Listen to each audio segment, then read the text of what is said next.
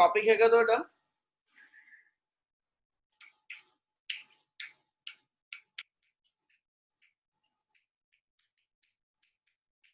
Rolling motion की होंगी rolling motion कोई डिफाइन करेगा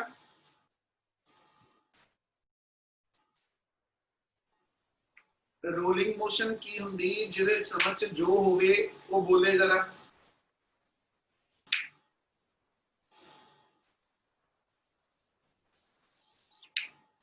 सर जब बॉडी रोल करके मूव करदी और है sir rotation sir body rotation हाँ साजन बोल बोल सर बॉडी रोल करके अगे ਨੂੰ मूव करदी है मोशन च ठीक है और बोलो जिहदे जो दिमाग च आपां तीन फिगर बनानी है उन्नी देर तुहाडे नाल गल कर रहे हैं और बोलो जिहदे जो दिमाग च आंदा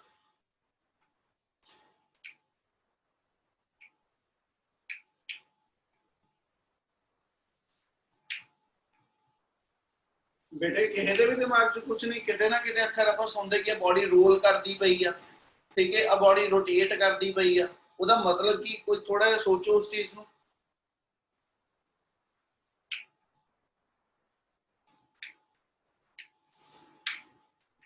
ग्राइमन ग्राइमन When a circular body moves in a plane. when a body When a circular body हाँ moves in a plane. चलो और बोलो जिधर जो है दिमाग ग्राइमन है सर रोटेशनल ते ट्रांसलेशनल मोशन प्रोड्यूस हुंदी आ रोटेशनल ते ट्रांसलेशनल मोशन प्रोड्यूस होंदी है बहुत वधिया वर्ड आ कुछ होर जे किसी दे दिमाग च होवे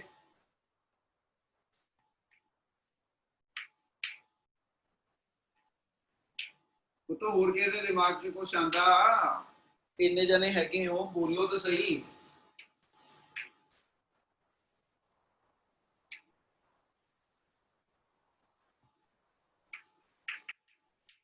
हर्षल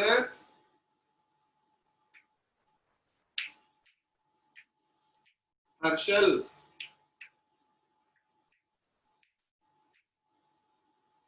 हर्षल हैगी आ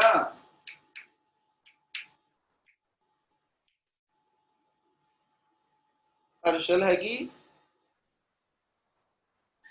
नो नहीं सर की हैगी चल पहले जेड़ियां हैगियां वा वो बोलो कोई है ना इंदर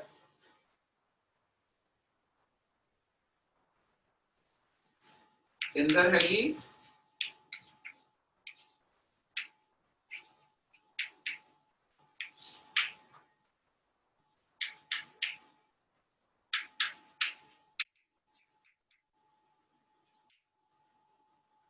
सर जो सर्कुलर बॉडी स्ट्रेट लाइन पे मूव कर दी है जो सर्कुलर बॉडी स्ट्रेट लाइन पे मूव कर दी स्ट्रेट लाइन पे मूव कर दिया बिल्कुल कुछ और बोलो जिहदे है आइडिया अपनी फिगर कंप्लीट है जो आप बनानी है हाँ जी टॉपिक ये हैगा तुहाडे कोल रोलिंग मोशन डिफाइन करो कहना जी किनू हुंदा किनू डिफाइन करिए पर किस टाइप दी मोशन होएगी रोलिंग मोशन रोटेशनल मोशन नालों डिफरेंस कितने होएगा और जे कोई बॉडी रोल करती भी किसी सरफेस ते किसी भी इंस्टेंट ते उहदे कोल एनर्जी केड़ी-केड़ी फॉर्म च होएगी ठीक है ते बेटा ये चीज़ां एस जब इहदे विच कवर करनियां कुछ सब तो पहले आप डिफाइन कर लगे कि जे मेरे को बॉडी कोई स्ट्रेट पाथ दे उत्ते सिर्फ स्ट्रेट लाइन ते मूव करती है बॉडी स्ट्रेट पाथ ते सिर्फ स्ट्रेट लाइन ते जो मूव करती है तो in that case motion of the rigid body along the straight line is called as a pure translational motion यानी अपनी मोशन प्योर ट्रांसलेशनल होएगी जदों किसी ऑब्जेक्ट ने स्ट्रेट लाइन पाथ पे मूव करना गल्ला बॉडी रोटेट नहीं करेगी और जे प्योर रोटेशनल डिफाइन करिए तो प्योर रोटेशनल च ਅਸੀਂ डिफाइन करते हैं बॉडी अपने एक्सिस दे अबाउट बॉडी अपने axis of rotation they about ठीक है अपनी सेम पोजीशन दे उत्ते कहना जी मूव करेगी रोटेट करेगी पर अपनी पोजीशन लीव आउट नहीं करेगी, ठीक है। और जे मेरी बॉडी रोलिंग मोशन च होएगी ते बॉडी रोटेट भी करेगी, ते बॉडी स्ट्रेट लाइन पाथ भी कवर करेगी, यानी combination of a translatory and rotational motion, combination of a translational and rotational motion of a body is called as the rolling motion। पहले इतनी गल समझ लगी? Yes, Yes, sir. sir. अब तो Yes, sir. चौक पिया, जे मैं चौक ਨੂੰ ਇਥੋਂ ਛੱਡ ਦਵਾਂ ਤੇ ਆ ਚੌਕ ਜੋ ਕਰਕੇ ਆਇਆ ਇਹ ਕੀ ਚੌਕ ਕਰਦਾ ਪਿਆ ਵਾ? Translational motion. ट्रांसलेशनल। ਕਿਸੇ ਹੋਰ ਦੇ ਦਿਮਾਗ 'ਚ ਕੁਝ ਹੋਵੇ? Rolling motion sir. Sir, rotation भी हो ही रही है। ਇਹ ਰੋਲਿੰਗ ਆ, ਕਿਉਂਕਿ ਜਦੋਂ ਰੋਲਿੰਗ ਕਹਿ ਦੂੰਗੇ ਤਾਂ ਟਰਾਂਸਲੇਸ਼ਨਲ ਵੀ ਵਿੱਚੇ ਆ ਗਿਆ ਤੇ ਰੋਟੇਸ਼ਨਲ ਵੀ ਵਿੱਚੇ ਆ ਗਿਆ, ਹੈਨਾ। ਜਦੋਂ ਉਹ ਤੇ ਬੋਡੀ ਇੱਥੇ ਪਈ ਆ ਤੇ ਅਸੀਂ ਕਹਿੰਦੇ ਜੀ ਬੋਡੀ ਆ ਇਸੇ ਥਾਂ ਤੇ ਖੜੀ ਇਦਾਂ ਮੂਵ ਕਰਦੀ ਹੋਵੇ ਤਾਂ ਅਸੀਂ ਕਹਿੰਦੇ ਜੀ ਕੱਲੀ ਰੋਟੇਸ਼ਨਲ ਮੋਸ਼ਨ ਆ। ਬੋਡੀ ਐ ਕੱਲੀ ਸਲਾਈਡ ਕਰਦੀ ਹੋਵੇ ਤਾਂ ਅਸੀਂ ਕਹਿੰਦੇ ਜੀ ਇਹ ਕੱਲੀ ਮੇਰੇ ਕੋਲ ਟਰਾਂਸਲੇਸ਼ਨਲ ਮੋਸ਼ਨ ਆ। ਜੇ ਬੋਡੀ ਮੇਰੀ ਘੁੰਮਦੀ ਵੀ ਪਈ ਆ, ਠੀਕ ਹੈ, ਔਰ ਫਾਰਵਰਡ ਵੀ ਮੂਵ ਕਰਦੀ ਪਈ ਆ, ਇਹਦਾ ਮਤਲਬ ਨਾਲੋਂ ਨਾਲ ਤੇ ਆਪਣੇ ਐਕਸਿਸ ਤੇ ਰੋਟੇਟ ਵੀ ਕਰਦੀ ਪਈ ਤੇ ਨਾਲੋਂ ਨਾਲ ਆਪਣਾ ਜਿਹੜਾ ਐਸਐਚ ਸਟ੍ਰੇਟ ਲਾਈਨ ਪਾਥ ਵੀ ਕਵਰ ਕਰਦੀ ਪਈ, ਉਦੋਂ ਦੋਨਾਂ ਦੇ ਕੰਬੀਨੇਸ਼ਨ ਨੂੰ ਅਸੀਂ ਡਿਫਾਈਨ ਕਰ ਦਿੰਦੇ ਕਿ ਵੀ ਇਹ ਬੋਡੀ ਦੀ ਰੋਲਿੰਗ ਮੋਸ਼ਨ ਆ। ਇੰਨੀ ਗੱਲ ਸਮਝ ਲੱਗੀ? Yes, sir. Yes, sir. ਉਹੀ ਚੀਜ਼ ਅਸੀਂ ਇੱਥੇ ਫਿਗਰ ਵਾਈਜ਼ ਵੀ ਦਿਖਾਈ ਹੈ ਬੇਟਾ। ਅਸੀਂ ਇਹ ਦਿਖਾ ਦਿੱਤਾ ਕਿ ਵੀ ਜੇ ਪਿਓਰ ਟ੍ਰਾਂਸਲੇਟਰੀ ਮੋਸ਼ਨ ਹੋਏਗੀ ਨਾ ਤੇ ਬੋਡੀ ਦੇ ਜਿੰਨੇ ਵੀ ਪੁਆਇੰਟਸ ਨੇ, ਹਨਾ, each and every point of the body, ਯਾਨੀ ਇਸ ਬੋਡੀ ਦੇ ਅੰਦਰ ਜਿੰਨੇ ਕੰਸਟੀਟੂਐਂਟ ਪਾਰਟੀਕਲਸ ਨੇ, those all constituent particle they are moving energy along the same straight line with the same velocity। ਇਹਦਾ ਮਤਲਬ ਇਹ ਸਾਰੇ ਦੇ ਸਾਰੇ ਪਾਰਟੀਕਲ, ਯਾਨੀ ਜੇ ਮੇਰੀ ਬੋਡੀ ਆ ਅੱਗੇ ਨੂੰ ਟ੍ਰਾਂਸਲੇਟ ਕਰਕੇ ਤੁਰੀ ਜਾ ਰਹੀ ਆ, ਅੱਗੇ ਨੂੰ ਮੂਵ ਕਰਦੀ ਪਈ ਆ, ਤੇ ਇਸ ਬੋਡੀ ਦੇ ਅੰਦਰ ਜਿੰਨੇ ਕੰਸਟੀਟੂਐਂਟ ਪਾਰਟੀਕਲ ਆ they all are moving in the same straight path, ਠੀਕ ਹੈ ਜੀ, energy with the same velocity। ਇਸ ਲਈ ਅਸੀਂ ਇਸ ਫਿਗਰ 'ਚ ਡਿਫਾਈਨ ਕਰਦੇ ਪਏ ਕਿ ਜਿਹੜਾ ਇਹਦਾ ਆ ਲੋਅਰ ਐਜ ਹੋਏਗਾ, ਪੁਆਇੰਟ ਆਫ ਕੰਟੈਕਟ ਹੋਏਗਾ, ਜਿਹੜਾ ਇਹਦਾ centre of mass the location ਹੋਏਗੀ, ਯਾਨੀ ਆਪਾਂ ਬੋਡੀ ਨੂੰ ਸਿਮੈਟ੍ਰੀਕਲ ਸ਼ੇਪ 'ਚ ਰੱਖ ਕੇ ਇਹ ਬੋਡੀ ਮੇਰੀ ਰਿੰਗ ਹੋ ਸਕਦੀ ਆ, ਇੱਕ ਬਾਲ ਸੋਲਿਡ ਸਫੀਅਰ ਹੋ ਸਕਦੀ ਆ, ਹੋਲੋ ਸਫੀਅਰ ਹੋ ਸਕਦਾ ਵਾ, ਇੱਕ ਸਿਲੰਡਰ ਹੋ ਸਕਦਾ ਵਾ, ਜਿਹੜੀ ਵੀ ਸ਼ੇਪ ਦੀ ਬੋਡੀ ਆ, ਹਨਾ, ਉਹਦਾ ਐਸਐਚ ਜਿਹੜਾ ਜਿਓਮੈਟ੍ਰੀਕਲ ਸੈਂਟਰ ਆ ਉਹਦੇ centre of mass the location. ਇਹਦਾ ਮਤਲਬ ਹੈ ਇਸ ਬੋਡੀ ਦਾ ਜਿਹੜਾ ਸੈਂਟਰ ਮਾਸ ਦੀ ਲੋਕੇਸ਼ਨ ਨੇ ਫਾਰਵਰਡ ਮੂਵ ਕਰਨ ਦੀ, ਠੀਕ ਹੈ, ਬੋਡੀ ਦੇ ਟੌਪ ਪੁਆਇੰਟ ਦੇ ਫਾਰਵਰਡ ਮੂਵ ਕਰਨ ਦੀ, ਬੋਡੀ ਦੇ ਬਾਟਮ ਪੁਆਇੰਟ ਦੇ ਫਾਰਵਰਡ ਮੂਵ ਕਰਨ ਦੀ, ਜਾਂ ਕਿਸੇ ਵੀ ਹੋਰ ਪੁਆਇੰਟ ਤੇ ਫਾਰਵਰਡ ਮੂਵ ਕਰਨ ਦੀ, ਹਰ ਪੁਆਇੰਟ ਦੀ ਸਟ੍ਰੇਟ ਲਾਈਨ ਤੇ ਮੂਵ ਕਰਨ ਦੀ ਜਿਹੜੀ ਵੈਲੋਸਿਟੀ ਆ, ਠੀਕ ਹੈ ਜੀ, that remain same। ਇਸ ਲਈ ਇਹ ਬੋਡੀ ਮੇਰੇ ਕੋਲ ਸੇਮ ਸਟ੍ਰੇਟ ਪਾਥ ਦੇ ਉੱਤੇ ਕਹਿੰਦਾ ਜੀ ਫਾਰਵਰਡ ਡਾਇਰੈਕਸ਼ਨ 'ਚ ਮੂਵ ਕਰਦੀ। ਤੁਸੀਂ ਕਹਿੰਦੇ ਇਹ ਬੋਡੀ ਦੀ ਪਿਓਰ ਟ੍ਰਾਂਸਲੇਸ਼ਨਲ ਮੋਸ਼ਨ ਆ। ਕਿ ਇੰਨੀ ਗੱਲ ਸਮਝ ਲੱਗੀ? Yes, sir. ਹੁਣ ਜੇ ਆਪਾਂ ਰੋਟੇਸ਼ਨਲ ਮੋਸ਼ਨ ਲਈਏ ਬੇਟਾ, ਜੇ ਪੁੱਤ ਬੋਡੀ ਇਸੇ ਥਾਂ ਤੇ ਖੜੀ ਮੇਰੇ ਕੋਲ ਘੁੰਮੀ ਜਾਂਦੀ ਪਈ ਹੈ ਨਾ, ਤੇ ਐਸਐਚ ਬੋਡੀ ਨੂੰ ਸੇਮ ਪੋਜੀਸ਼ਨ ਤੇ ਰੋਟੇਟ ਕਰਨ ਵਾਸਤੇ, ਇਹਦਾ ਜਿਹੜਾ ਲੋਅਰ ਐਜ ਯਾਨੀ point of contact the position ਹੋਏਗੀ ਤੇ ਜਿਹੜਾ ਟੌਪ ਐਜ ਹੋਏਗਾ, ਹਨਾ, ਦੇ should have the velocity in opposite direction. ਇਹਦੇ ਅੰਦਰ ਦੇ ਕੰਸਟੀਟੂਐਂਟ ਪਾਰਟੀਕਲ ਜਿੰਨੇ ਨੇ ਸਾਰੇ ਦੇ ਸਾਰੇ, ਠੀਕ ਹੈ, ਦੇ should move in the same direction. ਇਹ ਸਾਰੇ ਸੇਮ ਸਟ੍ਰੇਟ ਪਾਥ 'ਚ ਮੂਵ ਕਰਦੇ, ਸੇਮ ਡਾਇਰੈਕਸ਼ਨ 'ਚ ਮੂਵ ਕਰਦੇ, ਸੇਮ ਵੈਲੋਸਿਟੀ ਨਾਲ ਮੂਵ ਕਰਦੇ। ਪਰ ਜੇ ਮੈਂ ਬੋਡੀ ਆਪਣੇ ਹੀ ਪੋਜੀਸ਼ਨ ਦੇ ਉੱਤੇ ਰੋਟੇਟ ਕਰਾਣੀ ਆ ਤੇ ਰੋਟੇਟ ਕਰਾਉਣ ਲੱਗੇ ਜਿਹੜਾ ਇਹਦਾ ਟੌਪ ਮੋਸਟ ਪੁਆਇੰਟ ਹੋਏਗਾ ਤੇ ਜਿਹੜਾ ਇਹਦਾ ਬਾਟਮ ਪੁਆਇੰਟ ਹੋਏਗਾ, they should have the velocity always be in कहना जी opposite direction। यानी एक कपलिंग करेगा तो इस कपल दे करके आ जिहड़ी बॉडी मेरी होएगी इहने इत्थे रोटेट करना, और सेंट्रल पॉइंट अपनी पोजीशन दे अबाउट जिहड़ा वा वो रोटेट करदा पिया, फॉरवर्ड मूव नहीं करदा पिया। इसलिए centre of mass the location the linear velocity जिहड़ी आ है ना वो 0 होएगी, पर बॉडी अपने axis of rotation they about आपे मान के चलदे पे आ सेंटर च दा एक्सिस ऑफ रोटेशन पास हो रहा ते इहदे अबाउट मेरी बॉडी जिहड़ी आ वो रोटेट करदी पई ते बॉडी दे रोटेट करन दी एंगुलर वेलोसिटी जिहड़ी आ वो मेरी ओमेगा होएगी। क्या आप फिगर दा पार्ट क्लियर आ? Yes, sir. Yes, sir. ਇਹਦਾ ਮਤਲਬ ਜਦੋਂ ਬਾਡੀ ਮੇਰੀ ਕੱਲੀ ਰੋਟੇਟ ਕਰਦੀ ਪਈ ਉਦੋਂ ਇਹਦੇ ਟੌਪ ਔਰ ਬਾਟਮ ਐਂਡ ਦੇ ਉੱਤੇ ਜਿਹੜੀ ਵੈਲੋਸਿਟੀ ਆ ਆਪੋਜ਼ਿਟ ਡਾਇਰੈਕਸ਼ਨ 'ਚ ਆ। ਜੇ ਬਾਡੀ ਦੀ ਟ੍ਰਾਂਸਲੇਟਰੀ ਮੋਸ਼ਨ ਕੱਲੀ ਹੁੰਦੀ ਫਿਰ ਉਹਦੇ ਹਰ ਕੰਸਟੀਟੂਐਂਟ ਪੁਆਇੰਟ ਦੀ ਵੈਲੋਸਿਟੀ ਜਿਹੜੀ ਆ ਉਹ ਸੇਮ ਸਟ੍ਰੇਟ ਲਾਈਨ ਦੇ ਉੱਤੇ ਕਹਿੰਦਾ ਜੀ ਹੋਏਗੀ ਔਰ ਸੇਮ ਵੈਲੋਸਿਟੀ ਹੋਏਗੀ। ਹੁਣ ਜੇ ਅਸੀਂ ਗੱਲ ਕਰੀਏ ਰੋਲਿੰਗ ਮੋਸ਼ਨ ਤਾਂ ਅਸੀਂ ਕਹਿੰਦੇ rolling is the combination of translatory and rotational motion.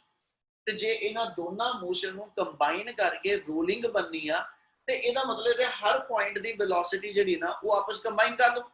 ਤੇ ਜੇ ਕੰਬਾਈਨ ਕਰਾਂ ਤੇ ਬਾਟਮ ਐਂਡ ਦੇ ਉੱਤੇ ਜਿਹੜੀ ਵੈਲੋਸਿਟੀ ਪੁਆਇੰਟ ਆਫ ਕੰਟੈਕਟ ਆ ਹਨਾ they are in opposite direction. ਇਹਦੀ ਫਾਰਵਰਡ ਚ VCM ਆ, ਇਹਦੀ ਬੈਕਵਰਡ ਚ VCM ਆ। ਯਾਨੀ ਇਸ ਮੂਵਮੈਂਟ ਤੇ ਆ point of contact with the ground ਜਿਹੜਾ ਹੋਏਗਾ ਇਸ point of contact the linear velocity ਜਿਹੜੀ ਉਹ 0 ਸੈਂਟਰਲ ਪੁਆਇੰਟ ਤੇ ਚੱਲਾਂ ਤੇ ਇੱਥੇ ਸੈਂਟਰ ਦੇ ਫਾਰਵਰਡ ਜਾਣ ਦੀ ਵੈਲੋਸਿਟੀ v ਆ। ਇੱਥੇ ਸੈਂਟਰ ਤੇ ਜਿਹੜੀ ਐਂਗੂਲਰ ਵੈਲੋਸਿਟੀ ਹੈਗੀ ਆ ਪਰ ਲੀਨੀਅਰ ਵੈਲੋਸਿਟੀ 0 ਆ। ਇਹਦਾ ਮਤਲਬ ਸੈਂਟਰਲ ਪੁਆਇੰਟ ਨਾਲ ਨਾਲ ਘੁੰਮਦਾ ਵੀ ਪਿਆ ਵਾ ਓਮੇਗਾ ਦੇ ਨਾਲ ਤੇ ਨਾਲ ਨਾਲ ਫਾਰਵਰਡ ਵੀ ਚੱਲਦਾ ਪਿਆ ਵਾ। ਇਹਦਾ ਮਤਲਬ ਸੈਂਟਰਲ ਪੁਆਇੰਟ ਦੀ ਵੈਲੋਸਿਟੀ VCM ਹੋ ਗਈ। ਠੀਕ ਹੈ, ਇਹਦਾ ਮਤਲਬ ਇਸ ਪੁਆਇੰਟ ਆਫ ਕੰਟੈਕਟ ਜਿਹੜਾ ਕਿ ਸਟੇਸ਼ਨਰੀ ਆ ਗਿਆ ਇੱਥੋਂ ਸੈਂਟਰ ਤੱਕ ਪਹੁੰਚਦੇ ਜਿਹੜੀ ਲੀਨੀਅਰ ਵੈਲੋਸਿਟੀ ਆ ਉਹ v ਬਣ ਗਈ। ਯਾਨੀ ਇੱਥੇ ਵਾਲਾ ਪਾਰਟੀਕਲ ਜੇ ਉਹਦੀ 0 ਵੈਲੋਸਿਟੀ ਇੱਥੇ ਕੋਈ ਪਾਰਟੀਕਲ ਹੋਏਗਾ ਉਹਦੀ ਵੈਲੋਸਿਟੀ VCM ਤੋਂ ਕਹਿੰਦਾ ਜੀ ਘੱਟ ਹੋ। ਸੈਂਟਰ ਤੱਕ ਆਂਦੇ ਉਹਦੀ ਵੈਲੋਸਿਟੀ VCM ਬਣੀ ਔਰ ਐਜ ਤੇ ਉੱਪਰ ਪਹੁੰਚਾ ਤੇ ਮੇਰੇ ਕੋਲ ਇਹਨਾਂ ਦੋਨਾਂ ਪਾਰਟੀਕਲ ਦੀ ਵੈਲੋਸਿਟੀ ਸੇਮ ਡਾਇਰੈਕਸ਼ਨ ਚ ਹੋਣ ਕਰਕੇ ਇਹ ਐਡ ਹੋ ਜਾਣੀ। ਐਡ ਕਰਕੇ ਇਹਦਾ ਮਤਲਬ ਐਜ ਪੁਆਇੰਟ ਜਿਹੜਾ ਹੋਏਗਾ that is moving with velocity twice the velocity। ਠੀਕ ਹੈ ਜੀ, ਕਿਹਦੇ ਨਾਲ ਕੰਪੇਅਰ ਕਰਦਾ ਪਿਆ ਕਹਿੰਦਾ ਜੀ the point which is in state of rest। ਯਾਨੀ ਜਦੋਂ ਬਾਡੀ ਰੋਲ ਕਰੇਗੀ ਤੇ ਪੁਆਇੰਟ ਆਫ ਕੰਟੈਕਟ ਦੇ ਉੱਤੇ ਬਾਡੀ ਦੀ ਰੈਸਟ ਪੋਜੀਸ਼ਨ ਹੈ ਇਸ ਪਾਰਟੀਕਲ ਦੀ। ਠੀਕ ਹੈ, ਔਰ ਟੌਪਮੋਸਟ ਪੁਆਇੰਟ ਜਿਹੜਾ ਵਾ that is moving in forward direction with double the velocity। ਠੀਕ ਹੈ, ਔਰ ਸੈਂਟਰਲ ਪਾਰਟ ਜਿਹੜਾ ਹੋਏਗਾ that is moving with the ਕਹਿੰਦਾ ਜੀ VCM velocity। क्या आप ਜਿਹੜੀ ਰੋਲਿੰਗ ਮੋਸ਼ਨ ਡਿਫਾਈਨ ਕਰਦੇ ਪਏ ਇਹ ਪੁਆਇੰਟ ਕਲੀਅਰ ਆ ਸਾਰੇ? Yes, sir. Yes, sir. ਔਰ ਬਾਡੀ ਦੀ ਇਸ ਸਟੇਟ ਨੂੰ ਅਸੀਂ ਨਾਮ ਦਿੰਨੇ ਆ rolling without slipping. Without slipping ਵਾਲਾ ਵਰਡ ਉਦੋਂ ਹੀ ਐਡ ਹੁੰਦਾ ਜਦੋਂ ਆ ਪੁਆਇੰਟ ਆਫ ਕੰਟੈਕਟ ਜਿਹੜਾ ਵਾ ਇਹਦੀ ਵੈਲੋਸਿਟੀ ਅਸੀਂ 0 ਰੱਖਦੇ ਹਾਂ। ਇਹ ਮਤਲਬ ਬਾਡੀ ਜਦੋਂ ਮੇਰੀ ਇੱਥੋਂ ਘੁੰਮਦੀ ਪਈ ਆ, ਠੀਕ ਹੈ, ਜਦੋਂ ਬਾਡੀ ਇੱਥੋਂ ਨਾਲ ਤੇ ਫਾਰਵਰਡ ਜਾਂਦੀ ਪਈ, ਬਾਡੀ ਨਾਲ ਤੇ ਫਾਰਵਰਡ ਜਾ ਰਹੀ ਤੇ ਜਿਹੜੇ ਪੁਆਇੰਟ ਆਫ ਕੰਟੈਕਟ ਤੇ ਵੈਲੋਸਿਟੀ ਹੈ ਨਾ ਇਹ 0 ਦਾ ਮਤਲਬ ਹੈ ਕਿ there is no relative motion of this particle with respect to ਕਹਿੰਦਾ ਜੀ ground। ਇਸ ਲਈ ਇਹਦੇ ਪਾਰਟੀਕਲ ਦੀ ਵੈਲੋਸਿਟੀ ਗਰਾਊਂਡ ਦੇ ਰਿਸਪੈਕਟਿਵਲੀ ਜਿਹੜੀ ਉਹ 0 ਹੋ ਗਈ ਤੇ ਅਸੀਂ ਇਸ ਕੰਡੀਸ਼ਨ ਨੂੰ ਨਾਮ ਦੇ ਦਿੰਨੇ rolling without slipping of the body. क्या आ तीन फिगर क्लियर है? Yes, Yes, sir. sir. Yes, sir. Yes, sir. ਇਹਦੇ ਵਿੱਚ ਕੋਈ ਕਿਸੇ ਨੂੰ ਡਾਊਟ ਹੈ ਬੇਟਾ? ਇਹ ਨਾ ਕਲੀਅਰ ਆ? Sir, slide ਕਰਕੇ ਅੱਗੇ ਜਾ ਰਹੀ ਹੈ ਰੋਲਿੰਗ ਮੋਸ਼ਨ ਦੇ ਵਿੱਚ। ਹਾਂਜੀ ਬਤ Sir, slide ਕਰਕੇ ਅੱਗੇ ਜਾ ਰਹੀ ਹੈ। ਹਾਂ ਬਿਲਕੁਲ, ਜਦੋਂ ਅਸੀਂ ਕਹਿੰਦੇ ਆ ਬਾਡੀ ਇਦਾਂ ਤੁਰਦੀ ਅੱਗੇ ਨੂੰ ਨਾ ਤੇ ਇਹਦਾ ਜਿਹੜਾ ਟੌਪ ਮੋਸਟ ਪੁਆਇੰਟ ਆ ਉਹਦੀ ਵੈਲੋਸਿਟੀ ਜ਼ਿਆਦਾ ਵਾ।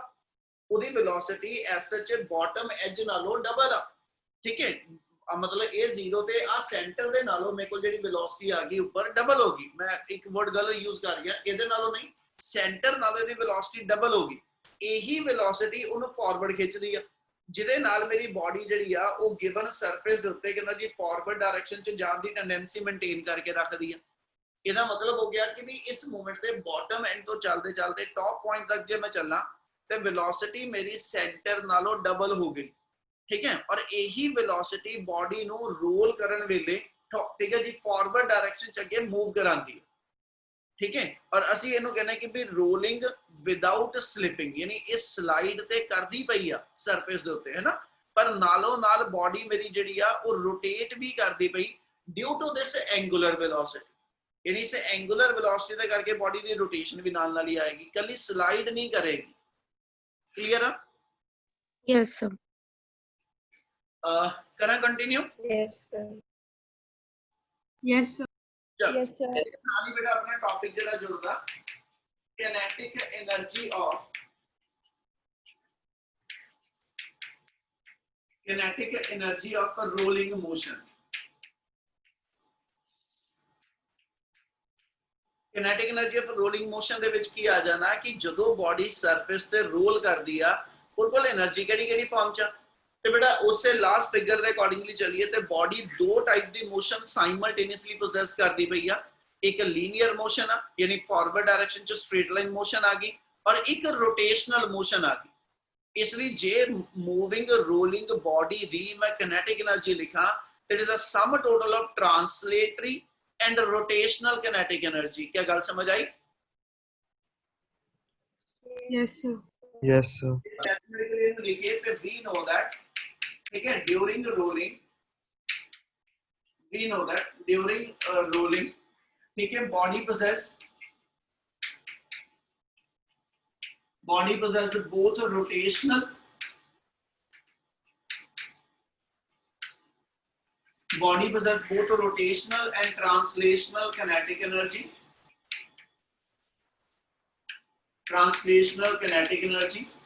Therefore body the total energy लिख लवा ठीक है तो that is the sum total of energy.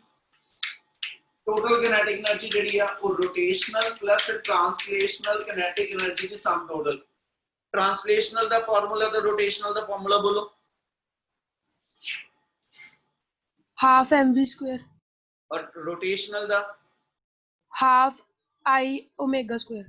बिल्कुल ਜਿਹੜੀ ਆਪਣੀ ਟੋਟਲ એનર્ਜੀ ਆ ਜਾਏਗੀ ਰੋਟੇਸ਼ਨਲ ਆ ਜਾਣੀ ਹਾਫ ਆਈ ਓਮੇਗਾ ਸਕੁਅਰ और लीनियर यानी ट्रांसलेटरी आ जाएगी हाफ एम वी स्क्वायर. क्या इन्नी गल क्लियर है? Yes. हम ਪੁੱਛਦਾ ਕੱਲ ਵੀ ਕੀਤੀ ਆ ਰੇਡੀਅਸ ਆਫ ਗਾਇਰੇਸ਼ਨ ਕਿਹਨੂੰ ਕਹਿੰਦੇ ਆਪਾਂ? Radius of ਗਾਇਰੇਸ਼ਨ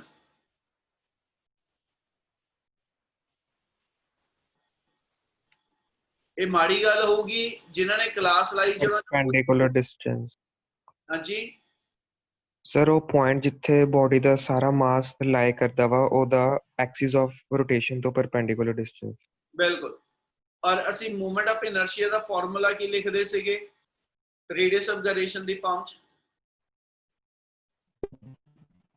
mk square. mk square ਜਿਹੜਾ ਇਸ ਚੀਜ਼ ਦੀ ਲੋੜ ਆ ਆਪਾਂ ਨੂੰ ਜਿਹੜੇ ਕੱਲ ਨਹੀਂ ਸੀਗੇ ਮੈਂ ਇੱਕ ਵਰਡ ਦੱਸਣ ਲੱਗਿਆ ਉਹਨੂੰ ਦਿਮਾਗ 'ਚ ਰੱਖਿਓ. ਅਸੀਂ ਕਹਿੰਦੇ ਕਿ ਕੋਈ ਵੀ ਆਪਣੇ ਕੋਲ ਬਾਡੀ ਕੇ ਬਣਾ ਕਿਸੇ ਵੀ ਇਰੈਗੂਲਰ ਰੈਗੂਲਰ ਕਿਸੇ ਵੀ ਸ਼ੇਪ ਦੇ ਅੰਦਰ ਠੀਕ ਹੈ ਇਸ ਬਾਡੀ ਦੇ ਅੰਦਰ ਅਸੀਂ ਡਿਫਾਈਨ ਕਰਦੇ ਆ ਇੱਕ ਪੋਜੀਸ਼ਨ ਹੋਏਗੀ ਜਿੱਥੇ ਪੂਰੀ ਬਾਡੀ ਦਾ ਮਾਸ ਲਾਈ ਕਰਦਾ ਜਿਹਨੂੰ ਸੈਂਟਰ ਮਾਸ ਕਹਿੰਦੇ ਆਪਾਂ ਯਾਨੀ ਜੇ ਆ ਸੈਂਟਰ ਮਾਸ ਦੀ ਲੋਕੇਸ਼ਨ ਆ ਇਹਦਾ ਐਕਸਿਸ ਆਫ ਰੋਟੇਸ਼ਨ ਤੋਂ ਜਿਹੜਾ ਪਰਪੈਂਡੀਕੂਲਰ ਡਿਸਟੈਂਸ ਹੁੰਦਾ ਇਹਨੂੰ ਅਸੀਂ ਰੇਡੀਅਸ ਆਫ ਗਾਇਰੇਸ਼ਨ ਕਹਿੰਦੇ ਠੀਕ ਹੈ ਔਰ general formula movement of inertia ਦਾ mr ਸਕੁਅਰ ਹੁੰਦਾ ਤੇ ਜੇ ਮੈਂ ਇਸ m ਮਾਸ ਵਾਸਤੇ ਮੂਵਮੈਂਟ ਆਫ ਇਨਰਸ਼ੀਆ ਲਿਖਣਾ ਤੇ ਇਹਦਾ ਫਾਰਮੂਲਾ mk ਸਕੁਅਰ ਆ ਜਾਓ. Yes. ਜਿਨ੍ਹਾਂ ਨੇ ਕੱਲ ਕਲਾਸ ਨਹੀਂ ਲਾਈ ਕਿਆ ਉਹਨਾਂ ਨੂੰ ਇਹ ਲਾਈਨ ਸਮਝ ਆਈ? Yes, sir. ਚਲੋ ਇਸੇ ਚੀਜ਼ ਦੀ ਲੋੜ ਹੋਏਗੀ ਤੁਸੀਂ ਕੋਈ ਵੀ ਆਰਟੀਕਲ ਜਦੋਂ ਕਰੋਗੇ ਜਾਂ ਕੋਈ ਨਿਊਮੈਰੀਕਲ ਕਰਦੇ ਪਏ ਜਿੱਥੇ ਤੁਹਾਡੇ ਕੋਲ ਐਸ ਸੱਚ ਮੂਵਮੈਂਟ ਆਫ ਇਨਰਸ਼ੀਆ ਨੂੰ ਰੇਡੀਅਸ ਆਫ ਗਾਇਰੇਸ਼ਨ ਦੀ ਫਾਰਮ 'ਚ ਲਿਖਣ ਦੀ ਲੋੜ ਆਈ ਹਮੇਸ਼ਾ i ਜਿਹੜਾ ਹੋਏਗਾ ਇਹ mk ਸਕੁਅਰ ਨਾਲ ਰਿਪਲੇਸ ਹੋ ਜਾਣਾ. ਇਹ ਆਪਾਂ ਇਹਨੂੰ ਹੁਣ ਜਨਰਲਾਈਜ਼ ਫਾਰਮੂਲਾ ਬਣਾਉਣਾ ਹੋਵੇ ਕਿ ਵੀ ਸਿਲੰਡਰ ਰੋਲ ਕਰੇ ਠੀਕ ਹੈ ਸਫੀਅਰ ਰੋਲ ਕਰੇ ਰਿੰਗ ਰੋਲ ਕਰੇ ਇਹਨਾਂ ਸਾਰੇ ਕੇਸਿਸ ਦੇ ਅੰਦਰ kinetic energy ਦੀ ਟੋਟਲ ਵੈਲਿਊ ਕੀ ਬਣਦੀ ਉਹਨੂੰ ਐਸਾ ਜਨਰਲਾਈਜ਼ ਕਰਨ ਵਾਸਤੇ ਇੱਥੇ i ਦੀ ਵੈਲਿਊ ਭਰ ਰਿਹਾ but i equal to mk square I equal to mk square तो therefore ਸਾਡੇ ਕੋਲ kinetic energy ਦਾ ਫਾਰਮੂਲਾ ਆ ਗਿਆ half mk square into omega square ਠੀਕ ਹੈ ਇੱਕ ਸਟੈਪ ਹੋਰ ਨਾਲ ਹੀ ਕਰ ਦਿਓ omega ਨੂੰ v ਦੇ ਵਿੱਚ ਕਨਵਰਟ ਜਾਂ v ਨੂੰ omega ਦੇ ਵਿੱਚ ਕਨਵਰਟ ਕਰ ਲਓ ਕਿਸੇ ਇੱਕ ਨੂੰ ਚੇਂਜ ਕਰ ਦਿਓ. ਆਪਾਂ ਮੰਨ ਲਓ ਇੱਥੇ omega ਨੂੰ ਚੇਂਜ ਕਰਨਾ ਤੇ omega ਨੂੰ v by r ਲਿਖ ਸਕਦੇ ਹਾਂ. Yes, sir. r ਕੀ ਚੀਜ਼ ਆ? Radius. ਕਿਹਦਾ ਰੇਡੀਅਸ?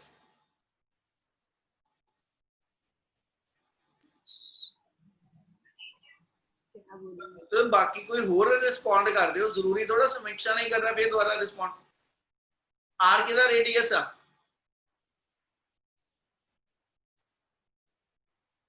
आर किदा रेडियस आ?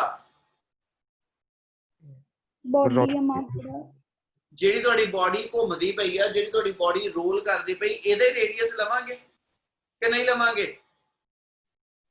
Yes, sir. ਫਿਰ ਪਿਆ ਕਰੋ, ਠੀਕ ਹੈ ਨਾ, ਗੂੰਗੇ ਨਾ ਬਣ ਕੇ ਪੜੋ। ਮੈਨੂੰ ਆਪਾਂ ਨੂੰ ਇੱਕੋ ਚੀਜ਼ ਔਖੀ ਆ ਕਿ ਜਦੋਂ ਰਿਸਪੌਂਸ ਨਹੀਂ ਆਉਂਦਾ, ਠੀਕ ਹੈ, ਉਹ ਨਾ ਕਰੋ, ਬਾਕੀ ਆਪਾਂ ਨੂੰ ਕੋਈ ਤੰਗੀ ਨਹੀਂ। ਸੋ ਓਮੇਗਾ ਦੀ ਥਾਂ ਤੇ ਜੇ ਫਿਰ ਵੈਲਿਊ ਪੁੱਟ ਅਪ ਕਰ ਲਈਏ ਤੇ ਇਹਨੂੰ ਤੁਸੀਂ v²/r² ਪੁੱਟ ਅਪ ਕਰ ਲਓ ਪਲੱਸ ਆ ਟਰਮ ਐਸ ਸੱਚ ਹਾਫ mv², ਠੀਕ ਹੈ। ਇਹਦੇ ਵਿੱਚੋਂ ਕਾਮਨ ਕੱਢ ਕੇ ਟਰਮਸ ਜਿਹੜੀਆਂ ਨੇ ਕਿਨੈਟਿਕ એનર્ਜੀ ਦਾ ਇੱਕ ਜਨਰਲਾਈਜ਼ ਫਾਰਮੂਲਾ ਬਣਾ ਕੇ ਰੱਖ ਲਓ। ਹਾਫ mv² ਸਾਰੇ ਚੋਂ ਬਾਹਰ ਆ ਜਾਣਾ, ਹਾਫ mv² ਸਾਰੇ ਚੋਂ ਬਾਹਰ ਆ ਜਾਣਾ।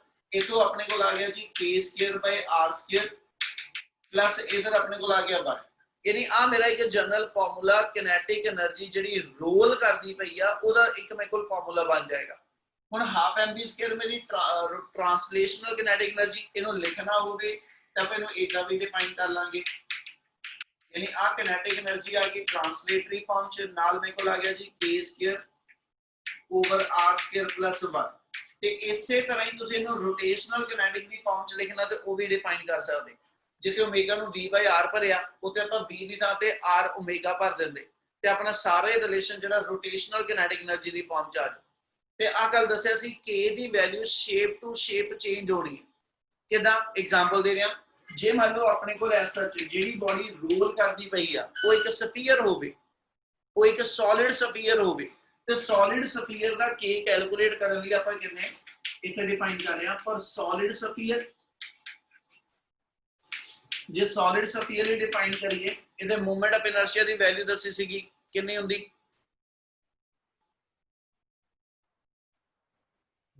2/5 5 mr²। 2/5 mr²। ਮੈਂ ਕੱਲ ਵੀ ਕਿਹਾ ਸੀ ਬੇਟਾ ਔਰ ਅੱਗੇ ਵੀ ਗੱਲ ਕੀਤੀ ਆ, ਤੁਹਾਡੀ ਬੁੱਕ ਦੇ ਵਿੱਚ ਇੱਕ ਟੇਬਲ ਦਿੱਤਾ ਹੋਇਆ ਵਾ, ਠੀਕ ਹੈ, 5th B ਚੈਪਟਰ ਦੇ ਅੰਦਰ ਹੀ, ਠੀਕ ਹੈ, ਜਿਹਦੇ ਚ ਉਹਨੇ ਤੁਹਾਨੂੰ ਡਿਫਰੈਂਟ ਸ਼ੇਪਸ ਦੇ ਮੂਵਮੈਂਟ ਆਫ ਇਨਰਸ਼ੀਆ ਦੀਆਂ ਵੈਲਿਊਜ਼ ਦਿੱਤੀਆਂ ਹੋਈਆਂ। ਔਰ ਇਹ ਸਾਰੀਆਂ ਵੈਲਿਊਜ਼ 5-7 ਜਿੰਨੀਆਂ ਵੀ ਦਿੱਤੀਆਂ ਹੋਈਆਂ ਇਹ ਸਾਰੀਆਂ ਯਾਦ ਕਰਨੀਆਂ ਜ਼ਰੂਰੀ ਨੇ, ਠੀਕ ਹੈ। ਡੈਰੀਵੇਸ਼ਨ 2 ਫਾਰਮੂਲਿਆਂ ਦੀ ਆ, ਇੱਕ ਰਿੰਗ ਤੇ ਇੱਕ ਡਿਸਕ ਦੀ, ਬਾਕੀ ਸਾਰੇ ਫਾਰਮੂਲੇ ਨਿਊਮੈਰੀਕਲੀ ਆਪਾਂ ਨੂੰ ਚਾਹੀਦੇ, ਠੀਕ ਹੈ। ਹੁਣ ਸੋਲਿਡ ਸਫੀਅਰ ਦਾ ਕੇਸ ਆ ਗਿਆ ਤੇ ਉਹਦਾ ਮੂਵਮੈਂਟ ਆਫ ਇਨਰਸ਼ੀਆ 2/5 mr² ਆ, ਤੇ ਆ ਮੇਰੇ ਕੋਲ ਉਹਦਾ i ਆਇਆ, ਤੇ ਜੇ ਮੈਂ ਇਤੋਂ k ਕੱਢਣਾ ਵਾ ਤੇ ਇਹਨੂੰ mk² ਦੇ ਨਾਲ ਇਕੁਏਟ ਕਰ ਲਓ, ਇਹਨੂੰ mk² ਨਾਲ ਇਕੁਏਟ ਕਰ ਲਓ, ਤੇ ਇਥੋਂ ਮੇਰੇ k ਦੀ ਵੈਲਿਊ ਜਿਹੜੀ ਆ ਉਹ ਬਣ ਗਈ ਜੀ √2/5 ਆਫ r। ਆ ਕਲੀਅਰ ਆ? Yes, sir. ਕਿਨੈਟਿਕ એનર્ਜੀ ਜੇ ਸੋਲਿਡ ਸਫੀਅਰ ਦੀ ਲਿਖ ਦਈਏ ਤੇ ਇਸੇ ਫਾਰਮੂਲੇ 'ਚ ਵੈਲਿਊ ਭਰ ਲਓ ਤੇ ਆਪਣੇ ਕੋਲ ਆ ਗਿਆ ਟ੍ਰਾਂਸਲੇਟਰੀ ਕਿਨੈਟਿਕ એનર્ਜੀ, ਔਰ k² ਦੀ ਥਾਂ ਤੇ ਇਥੋਂ ਵੈਲਿਊ ਜਿਹੜੀ ਆ ਪੁੱਟ ਅਪ ਕਰ ਲਓ, ਆਪਣੇ ਕੋਲ ਆ ਗਿਆ ਜੀ 2/5 r, ਸਮਾਲ r ਆ ਇਸ ਲਈ ਸਿੰਬਲ ਸੇਮ ਰੱਖਦਾ ਪਿਆ, ਓਵਰ ਆ ਗਿਆ ਆਪਣੇ ਕੋਲ 2/5 r² ਓਵਰ r² ਪਲੱਸ 1, ठीक है। आ सॉल्व करके ਤੁਹਾਡੇ ਕੋਲ ਜਿਹੜੀ kinetic energy ਦੀ ਵੈਲਿਊ ਆ ਜਾਏਗੀ ट्रांसलेटरी kinetic energy इनटू ਆ ਗਿਆ ਆਪਣੇ ਕੋਲ 2/5 + 1। ਇਹਦਾ ਮਤਲਬ ਆ ਸੋਲਵ ਕਰਦਾ ਤੇ ਆਪਣੀ ਜਿਹੜੀ એનર્ਜੀ ਆ ਉਹ 7/5 ਟਾਈਮਸ ਦਾ ट्रांसलेटरी kinetic energy, ठीक है। ਇਹਦਾ ਮਤਲਬ ਮੈਂ ਟੋਟਲ kinetic energy ਜਿਹੜੀ ਆ ਉਹ 7/5 ਆਫ ਟ੍ਰਾਂਸਲੇਸ਼ਨਲ ਆ ਗਈ ਸੋਲਿਡ ਸਫੀਅਰ ਵਾਸਤੇ। ਇਹਦੀ ਥਾਂ ਤੇ ਜੇ ਮੇਰੇ ਕੋਲ ਕੋਈ ਸਿਲੰਡਰ ਗਿਵਨ ਆ, ठीक है, जे मेरे को कोई सिलेंडर गिवन है तो सिलेंडर वाला भी एक एग्जांपल लिख लो। सिलेंडर दे मूवमेंट ऑफ इनर्शिया दी वैल्यू हुंदी आ हाफ mr²। वो तो मैंने कुछ एक वैल्यू याद आ, ठीक है, मैं ओदे अकॉर्डिंगली ही लिखदा। जिदा रॉड दा मूवमेंट ऑफ इनर्शिया लिखना होवे ते रॉड दा movement of inertia 1/12 of ml² आ, रिंग दा लिखना होवे mr² आ, ठीक है, डिस्क दा लिखना होवे ओदा भी हाफ mr² आ, सिलेंडर का भी हाफ mr² आ, हॉलो सफीयर है 2/3 mr² आ, ਇਹਦੇ सॉलिड सफीयर है 2/5 mr² आ। ਇਹ ਕੁਝ ਇੱਕ ਵੈਲਿਊਜ਼ ਯਾਦ ਰੱਖ ਲਓ, ਠੀਕ ਹੈ। ਇਹਨਾਂ ਤੋਂ ਇਲਾਵਾ ਮੈਂ ਇੱਕ ਗੱਲ ਨਾਲ ਹੋਰ ਜੋੜ ਰਿਹਾ, ਮੈਂ ਉਦੋਂ ਵੀ ਗੱਲ ਕੀਤੀ ਕਿ ਜਦੋਂ ਰੋਡ ਦਾ ਮੂਵਮੈਂਟ ਆਫ ਇਨਰਸ਼ੀਆ ਵਾ ਉਹ 1/12 ਆਫ ml² ਆ, ਹਨਾ, ਪਰ ਉਹ ਹੈਗਾ ਅੱਜ ਸੈਂਟਰ ਚੋਂ ਐਕਸਿਸ ਆਫ ਰੋਟੇਸ਼ਨ। ਪਰ ਜੇ ਐਕਸਿਸ ਆਫ ਰੋਟੇਸ਼ਨ ਇਹਦੇ ਐਜ ਤੋਂ ਪਾਸ ਕਰਦਾ ਹੋਇਆ ਤੇ ਇਹਦਾ ਮੂਵਮੈਂਟ ਆਫ ਇਨਰਸ਼ੀਆ ਮੈਨੂੰ ਨਹੀਂ ਆਂਦਾ। हाँ, पर मैंने ये पता कि सेंटर वाला एक्सिस ते आ वाला एक्सिस ये पैरेलल ने ते we can apply the theorem of parallel axis. इथे तुसी थ्योरम ऑफ पैरेलल एक्सिस ला दियो ਤੇ ਤੁਹਾਨੂੰ ਇਸ ਨਵੇਂ ਐਕਸਿਸ ਦੇ ਅਬਾਊਟ ਵੀ ਮੂਵਮੈਂਟ ਆਫ ਇਨਰਸ਼ੀਆ ਲੱਭ ਜਾਏਗਾ, ਪ੍ਰੋਵਾਈਡਡ ਸੈਂਟਰਲ ਐਕਸਿਸ ਦਾ ਮੈਨੂੰ ਪਤਾ ਹੋਵੇ। ਤੇ ਸੈਂਟਰਲ ਦਾ ਯਾਦ ਰੱਖ ਲਓ, ਠੀਕ ਹੈ ਜੀ। ਬਾਕੀ ਕਿਸੇ ਪੋਜੀਸ਼ਨ ਦਾ ਕਵੇ ਉਸ ਵੇਲੇ ਕੈਲਕੂਲੇਟ ਕਰ ਸਕਦੇ ਹੋ। ਗੱਲ ਸਮਝ ਆਈ? Yes. Yes, sir. ਸਿਲੰਡਰ ਦਾ ਆਈ ਆ ਗਿਆ ਹਾਫ mr ਸਕੁਅਰ, ਇਹ ਪੁੱਟ ਕਰੀਏ ਤੇ ਔਰ ਇਹਨੂੰ ਇਕੁਏਟ ਕਰ ਦੋ mk ਸਕੁਅਰ ਨਾਲ ਨਾ, ਤੇ k ਸਕੁਅਰ ਦੀ ਵੈਲਿਊ ਸਾਡੇ ਕੋਲ ਬਣ ਗਈ r ਸਕੁਅਰ ਬਾਈ 2, ਤੇ ਇਹਦੀ ਵੈਲਿਊ ਦੇ ਅਕੋਰਡਿੰਗਲੀ ਕਿਨੈਟਿਕ એનર્ਜੀ ਕੱਢ ਲਓ। ट्रांसलेशनल किनेटिक एनर्जी प्लस आ गया अपने को k स्क्वायर ਦੀ ਥਾਂ ਤੇ ਜੀ r square by 2 r square plus 1 solve कर लिए थे अपने को r स्क्वायर कैंसिल आउट करके एनर्जी बन गई 3 by 2 times the translational kinetic energy किने को कहना सिलेंडर ਦੀ आज ਇਦਾਂ ਹੀ ਕਿਸੇ ਵੀ ਸ਼ੇਪ ਦੀ ਨੂਮੈਰੀਕਲ ਚ ਕਿਨੈਟਿਕ એનર્ਜੀ ਚਾਹੀਦੀ ਹੋਵੇ ਡਿਊਰਿੰਗ ਰੋਲਿੰਗ ਤੇ ਆ ਜਨਰਲ ਫਾਰਮੂਲਾ ਆਂਦਾ ਹੋਵੇ, ਠੀਕ ਹੈ, ਤੇ ਤੁਸੀਂ ਉਸ ਸ਼ੇਪ ਦੇ ਅਕੋਰਡਿੰਗਲੀ k ਭਰੀ ਚੱਲੋ, ठीक है, k ਦੀ ਵੈਲਿਊ ਸਬਸਟੀਟਿਊਟ ਕਰੀ ਚਲੋ ਤੇ ਤੁਹਾਡੇ ਕੋਲ ਉਹਦੀ ਕਿਨੈਟਿਕ એનર્ਜੀ ਦੀ ਜਿਹੜੀ ਵੈਲਿਊ ਆ ਰੋਲਿੰਗ ਵੇਲੇ ਉਹ ਨਿਕਲ ਆਏਗੀ। ਕੀ ਆ ਕਲੀਅਰ ਆ? Yes, Yes, sir. टॉपिक है motion of a cylinder, motion of a cylinder rolling without slipping,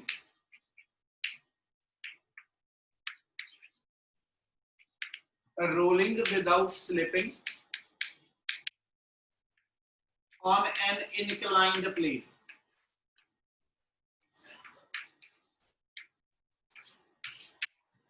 ठीक है कि सिलेंडर में कोई जेकर ऐसा किसी इनक्लाइंड प्लेन ते रोल करदा वा, ठीक है, ते ओदी मोशन स्टडी करो। ते पुੱਤ मोशन स्टडी ਕਰਨ ਦਾ ਮਤਲਬ ਇਹ ਹੋਏਗਾ ਉਹਦੀ ਡਿਊਰਿੰਗ ਰੋਲਿੰਗ ਐਕਸਲਰੇਸ਼ਨ ਕਿੰਨੀ ਆ ਉਹ ਕੈਲਕੂਲੇਟ ਕਰੋ, ਤੇ ਡਿਊਰਿੰਗ ਰੋਲਿੰਗ ਉਹਦੇ ਤੇ ਕੋਈ ਫ੍ਰਿਕਸ਼ਨਲ ਫੋਰਸ ਜਿਹੜੀ ਐਕਟ ਕਰਦੀ ਆ ਆਪਣੀ ਗਿਵਨ ਸਰਫੇਸ ਦੀ ਉਹ ਕੈਲਕੂਲੇਟ ਕਰੋ, ਤੇ given surface the coefficient of friction calculate ਕਰੋ। पेपर से एज सच इदा वर्ड से तो क्वेश्चन नहीं बनेगा, है ना, उधर थोड़ा क्वेश्चन ये होएगा derive an expression for coefficient of friction, derive an expression for coefficient of friction when a cylinder will roll कहना without slipping on an inclined plane।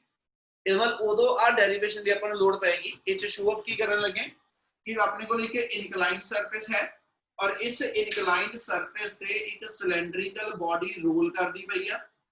आ जो दिखाना पिया ये रिंग या सॉलिड स्फीयर नहीं आ, आज मेरा चौक आ, ठीक है, ये सिलेंड्रिकल सरफेस आ, ते जदों इन्हें इनक्लाइंड सरफेस तो जे आ मेरे हाथ तो इस चौक ने रोल करते आना ते मैं इहदा आ फ्रंट सैक्शन दिखाया बेटा, आ इहदा फ्रंट सैक्शन जिहड़ा कि एक सर्कुलर पैटर्न च होएगा, है ना, ओनू असी इत्थे शो ऑफ करदे पए। इन्नी गल समझ लगदी पई? Yes. सो ये सर्कुलर सैक्शन होता जिहड़ा दिखाने पे इस मूवमेंट ते इस सर्कुलर सैक्शन ते ड्यूरिंग रोलिंग कहंदा जी फोर्सेस केड़ियां-केड़ियां शो ऑफ होंदियां पईयां ਉਹ ਚ ਅਸੀਂ ਲੈ ਰਹੇ नंबर 1 सिलेंडर ਦਾ weight ਹੋਏਗਾ which is acting vertically downward, ठीक है। सेकंड नॉर्मल रिएक्शन होएगी, नॉर्मल रिएक्शन सरफेस दे परपेंडिकुलर आनी है यानी आर आ गया, और क्योंकि सिलेंडर एक फ्रिक्शनल सरफेस ते मूव करदा पिया, स्मूथ सरफेस नहीं हो, नॉर्मल फ्रिक्शनल सरफेस लेके चल रहे, इसलिए जदों सिलेंडर ने डाउनवर्ड आना वा ते इत्थे फ्रिक्शनल फोर्स जेडी होएगी वो मेरी बैकवर्ड एक्ट करेगी, ठीक है, आ जाएगी। और दूजा सी कहने पे कि सिलेंडर जदों थल्ले नु आंदा पिया ते ओ नालों नाल लीनियर पाथ ते मूव करदा पिया, लीनियर एक्सेलरेशन है ते बॉडी रोल भी करदी पई है, ਤੇ ਜੇ ਰੋਲ ਕਰਦੀ ਵੀ ਤੇ ਇਹਦਾ ਮਤਲਬ ਚ ਐਂਗੂਲਰ ਐਕਸਲਰੇਸ਼ਨ ਵੀ ਹੈ। ਇਸ ਲਈ ਇਸ ਫਿਗਰ ਦੇ ਅੰਦਰ ਆ ਦਿਖਾ ਰਹੇ ਹਾਂ ਇਸ ਵੇ ਨਾ ਆ ਬੋਡੀ ਦੇ ਅੰਦਰ ਐਂਗੂਲਰ ਐਕਸਲਰੇਸ਼ਨ ਹੋਏਗੀ ਐਲਫਾ, ਔਰ ਥੱਲੇ ਨੂੰ ਆਂਦੀ ਪਈ ਬੋਡੀ, ਇਸ ਲਈ ਇਹਦੇ ਅੰਦਰ ਲੀਨੀਅਰ ਐਕਸਲਰੇਸ਼ਨ ਏ ਹੋਏਗੀ। क्या ਆ वेरिएबल क्लियर ਆ? Yes, sir. Yes, sir.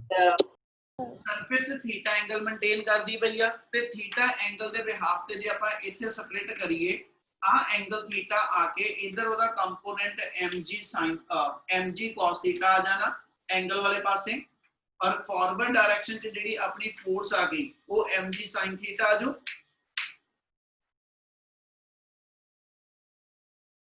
Yes. yes sir, figure complete है जी। क्या फिगर क्लियर है सारियां नु? कोई वेरिएबल फिगर वाइज नहीं समझ लग्या होवे ते एक बार जरूर दसो बेटा।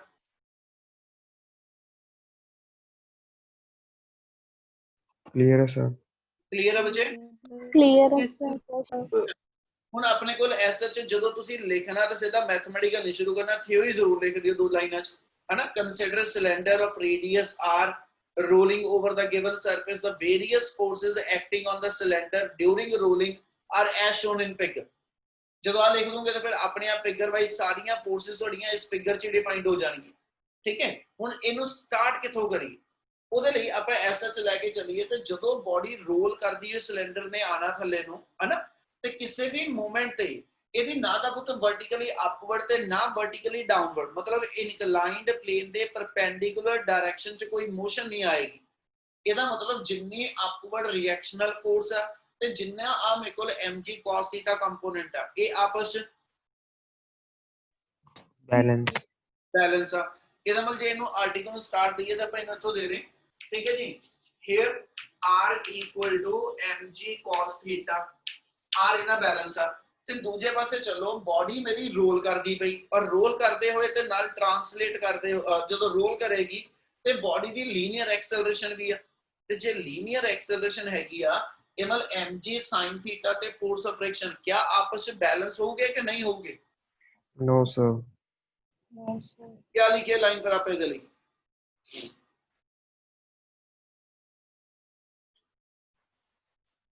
वे इनक्लाइंड प्लेन दे अलोंग की इक्वेशन बनूगी, फिर वो इक्वेशन बोलो।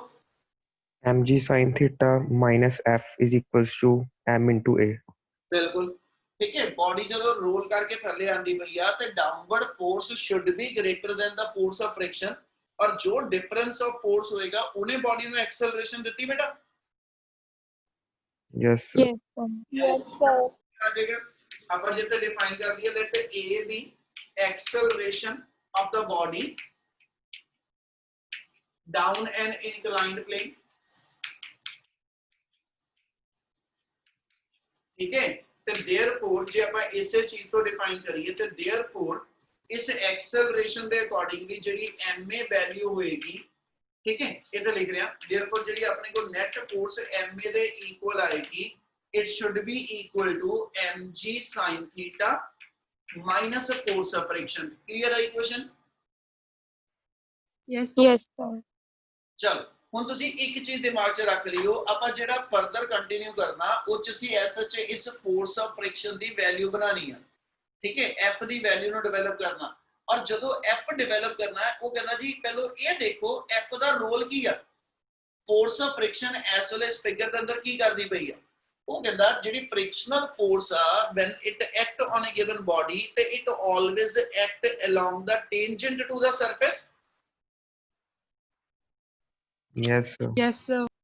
ਉਤੇ ਜਿਹੜੀ ਫ੍ਰਿਕਸ਼ਨਲ ਫੋਰਸ ਆ, ਜੇ ਆ ਮੇਰੀ ਬਾਡੀ, ਠੀਕ ਹੈ, ਆ ਜੇ ਮੇਰੀ ਬਾਡੀ ਜਿਹੜੀ ਆ ਇਹ ਇਸ ਹੱਥ ਤੇ ਰੋਲ ਕਰਦੀ ਪਈ ਆ, ਤੇ ਜਦੋਂ ਇਹ ਬਾਡੀ ਰੋਲ ਕਰਦੀ ਆਣੀ ਆ ਤੇ ਜਿਹੜੀ ਫ੍ਰਿਕਸ਼ਨਲ ਫੋਰਸ ਇੱਥੇ ਪਿੱਛੇ ਨੂੰ ਲੱਗਦੀ ਪਈ ਆ, ਹਨਾ, ਇਹ ਇੱਕ ਤਰ੍ਹਾਂ ਆਪਾਂ ਜੇ ਐਸਐਚ ਲੈ ਕੇ ਚੱਲੀਏ ਇਹ ਬਾਡੀ ਦੇ ਅੰਦਰ ਟਰਨਿੰਗ ਇਫੈਕਟ ਬਣਾਉਗੀ। Yes, sir. Yes. ਥੋੜਾ ਜਿਹਾ ਸੋਚ ਕੇ ਜ਼ਰੂਰ ਦਿਮਾਗ 'ਚ ਇੱਕ ਫਿਗਰ ਆਪਣੇ ਵਿਜ਼ੂਅਲਾਈਜ਼ ਕਰੋ, ਠੀਕ ਹੈ। ਮੰਨ ਲਓ ਤੁਸੀਂ ਇੱਕ ਕਿਸੇ ਉਹਦੇ ਤੇ ਖੜੇ ਹੋ, ਕੋਈ ਕਲੀਨ ਜਾਂ ਕੋਈ ਚੀਜ਼ ਪਈ ਹੈ ਤੁਹਾਡੇ ਪੈਰਾਂ ਥੱਲੇ, ਕੋਈ ਚੱਦਰ ਵਿਛੀ ਹੋਈ ਆ, ਠੀਕ ਹੈ, ਤੇ ਜੇ ਮੈਂ ਤੁਹਾਡੀ ਕਲਾਬਾਜ਼ੀ ਲਵਾਣੀ ਉੱਤੇ ਤੇ ਮੈਂ ਤੁਹਾਡੇ ਪੈਰਾਂ ਦੇ ਥੱਲੇ ਜਦੋਂ ਚੱਦਰ ਐ ਖਿੱਚਾਂਗਾ, ਹਨਾ, ਇਹ ਮਤ ਜਿਹੜੀ ਚੱਦਰ ਤੁਹਾਡੇ ਜਿਹੜੇ ਪੈਰਾਂ ਦੇ ਥੱਲੇ ਆ ਉਹ ਤੁਹਾਡੇ ਟੈਂਜੈਂਟ ਦੇ ਅਲੋਂਗ ਆ। ਇਹ ਮਤ ਸਰਫੇਸ ਜਿੱਤੇ ਤੁਸੀਂ ਖੜੇ ਹੋ, ਜਿਹੜੀ ਸਰਫੇਸ ਤੇ ਤੁਸੀਂ ਖੜੇ ਹੋ, ਹਨਾ, ਜਦੋਂ ਮੈਂ ਇਹਦੇ ਥੱਲੇ ਆ ਚੀਜ਼ ਕੱਢੀ ਤੇ ਤੁਸੀਂ ਤੁਹਾਡੀ ਬਾਡੀ ਰੋਲ ਕਰੇਗੀ ਉਸ ਵੇਲੇ। Yes, sir. ਇਹਦਾ ਮਤਲਬ Yes, sir. फोर्स इस वे ना लगाई, आ फोर्स में इस वे ना लगाई, इन्हें खड़ी चीज नु ऐ करके घुमा देना। इन द सिमिलर वे जे मेरी बॉडी ड्यूरिंग रोलिंग जेडी आ, है ना, जदों रोलिंग मोशन आ ते इस मतलब बॉडी रोटेट भी करदी भी, ते रोटेट करन लगे मैनू जरूर दिमाग च आवे इस मतलब बॉडी ते टॉर्क लगदा पे। गल समझो ध्यान नाल, आपां किन्नू किधर नु लेके चले आ। ਜਦੋਂ ਮੇਰੀ ਬਾਡੀ ਨੇ ਐਸਐਚ ਰੋਲ ਕਰਨਾ, ਰੋਲ ਦੇ ਅੰਦਰ ਉਹ ਲੀਨੀਅਰ ਪਾਥ ਤੇ ਕਵਰ ਕਰਦੀ ਪਈ ਆ, ਉਹ ਤਾਂ mg sin θ ਨੂੰ ਥੱਲੇ ਨੂੰ ਖਿੱਚਦਾ ਪਿਆ ਵਾ, ਪਰ ਉਹਨੂੰ ਰੋਟੇਟ ਕੌਣ ਕਰਾ ਰਿਹਾ ਉਸ ਵੇਲੇ, ਠੀਕ ਹੈ। ਤੇ ਰੋਟੇਸ਼ਨਲ ਮੋਸ਼ਨ ਬਾਡੀ ਦੇ ਅੰਦਰ ਜਿਹੜੀ ਫੋਰਸ ਇਸ ਵੇਲੇ ਡਿਵੈਲਪ ਕਰਦੀ ਪਈ ਆ, that should be the ਕਹਿੰਦਾ ਜੀ frictional force which act along the tangent, ਔਰ ਟਾਰਕ ਦਾ ਫਾਰਮੂਲਾ ਹੁੰਦਾ force into perpendicular distance from axis of rotation।